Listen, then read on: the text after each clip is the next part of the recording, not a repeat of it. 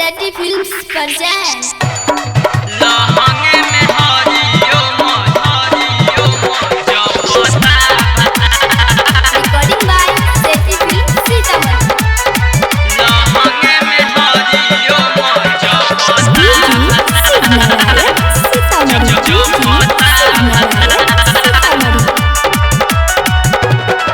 जब से आइल बानी सखी ससुरार में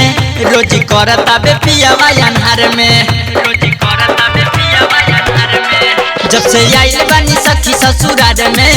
रोजी करता बे पियावा अन्हार में जब से आइल बानी सखी ससुरार में रोजी करता बे पियावा अन्हार में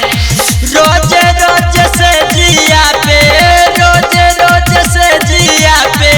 ठोकिले कपार लहंगे में हरिओम लहंगे में हरिओम जपता भतार लहंगे में हरिओम जपता भतार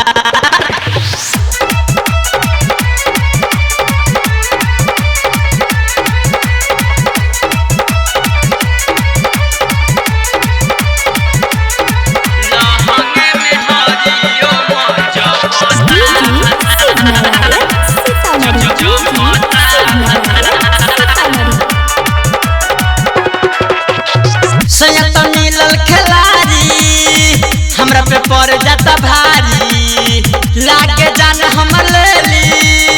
ऐसन चलावे गाड़ी ऐसन चलावे गाड़ी ऐसन चलावे गाड़ी संयत मिलल खिलाड़ी हमरा पे पड़ जाता भारी लागे जान हम लेली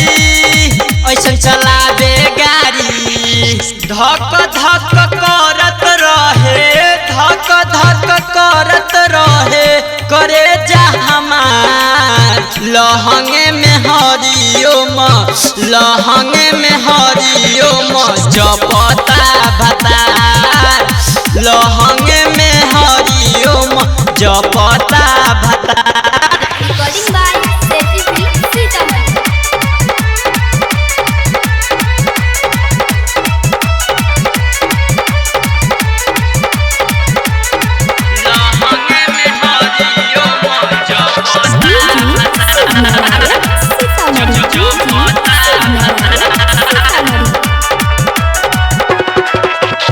हमरा के चीते सुता के लागे उठवा सटावे सखी रे का हम बताई नैहर के याद नहीं आवे नैहर के याद नहीं आवे नैहर के याद नहीं आवे हमरा के चीते सुता के लागे उठवा सटावे सखी रे का हम बताई नैहर के याद नहीं आवे देवरा नारायण हमर देवरा नारायण हमर देखे टोटी फार लहंगे में हरिओम